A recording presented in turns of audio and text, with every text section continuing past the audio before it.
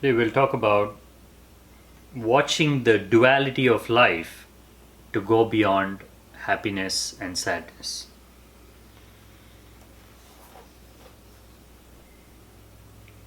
See, happiness is not the destination of human search.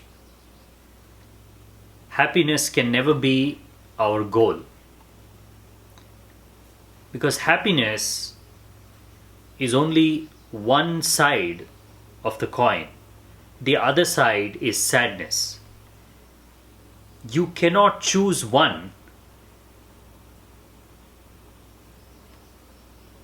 and reject the other. It is like saying, I want to throw this ball up, but I don't want it to come down.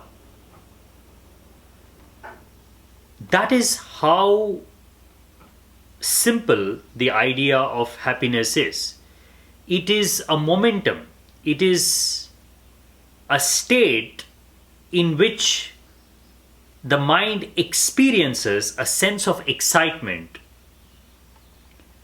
because whatever negativity it was preoccupied with, in that moment, momentarily, it has transcended that negative space.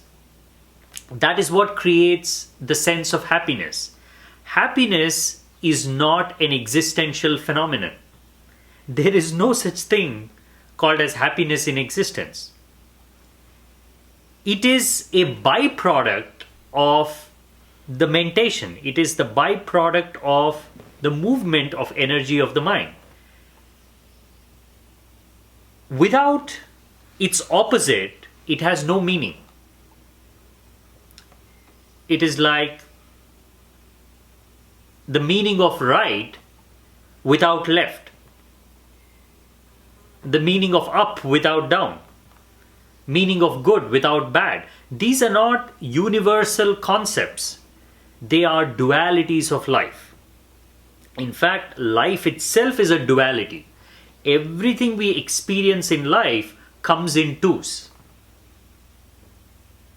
Nothing in life exists by itself. One thing is dependent on another.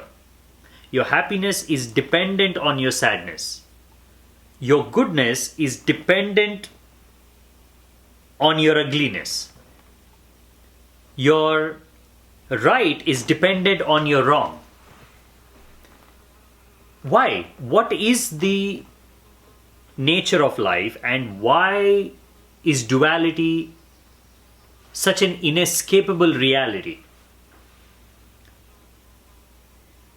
The reason is very simple. Life is a phenomenon. It is not a fixed thing. It is a movement. It is a wave. Now, how can a wave move without both the up and down? The entire momentum of the wave comes from moving in both the directions.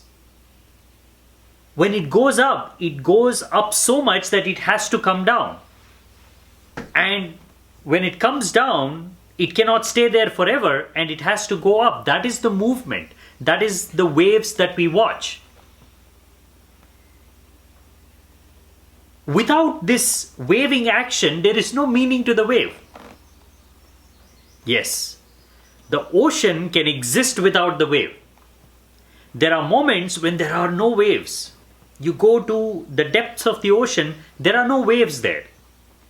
But that is the ocean of life. That is the limitless ocean of life that is deep down within us. But where are we? As a body, as a mind, we are on the surface. If we are on the surface, it's inevitable that we experience both the ups and downs. In trying to choose one over the other, we are sure to be frustrated. Because as long as we are choosing to be on the surface of life, there is no escaping the duality of life. That is why happiness is only a pursuit. It is not a destination. You can pursue it. People have pursued it for generations. There's not one individual who's come out of that pursuit and said, I have found happiness. Buddha did not come out of his enlightenment to declare, I am happy. He said something totally different. And if you look at nature, happiness is a very fleeting experience in nature, even in animals. Majority of the time, there is something else happening there. There is acceptance of what life is. Because they don't choose, because they accept both parts of life, both happiness and sadness, excitement and boredom, as equal parts of life, they are in a way in bliss. But their bliss comes from ignorance. They are unaware of the dualities of life, so they are blissful in that unawareness. That is why we say ignorance is bliss. It is a kind of bliss, but man has already gone way beyond being ignorant. For ignorance to be bliss, you also have to be innocent. You have to be childlike. You have to be natural. Then ignorance is bliss, like animals. But a human being has passed that long ago. Now he's filled with knowledge. He's filled with information. He cannot be ignorant. The trouble is, he's partially aware, partially intelligent. He's semi-conscious, semi-intelligent. That is where all his troubles are. Because he cannot go back to being like animals. He cannot forget whatever he already knows to live in blissful ignorance. He already knows too much to live like that. But he also hasn't reached the pinnacle of wisdom. He hasn't reached the pinnacle of knowledge. He hasn't reached the depths of life.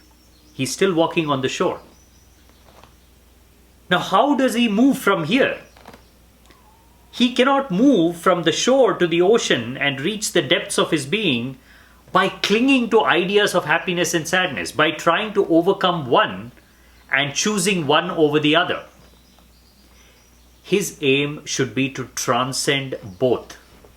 His aim should be to transcend the entire duality of life.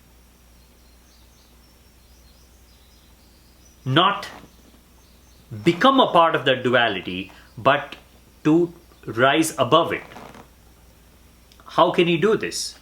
That is the quest of man. That is the search in meditation. That is the search in mindfulness. How do I rise above this constantly swinging mind? How do I look at both my moments of excitement and joy and moments of boredom and sadness with equanimity? How do I accept life in its totality? Because I can see it now. Life is total. Life is complete. And life will never listen to me. It's deeply set. The patterns are deeply set. Existence moves in a certain way. Trying to change the fundamental movement of life is like trying to change the laws of nature. It's not going to work. If you try to choose happiness and reject sadness, existence will ensure that you experience more sadness. See, man has moved very deeply into his mind. And he's forgotten life is so much more than his likes and dislikes and his thought processes. Unless he's willing to step back and relook at life in its totality, he won't be able to transcend the duality of life. You can only transcend the duality of life in deeper states of meditation. When you make a conscious effort to go inward, slowly, day by day, you're able to put some space between you and your mind.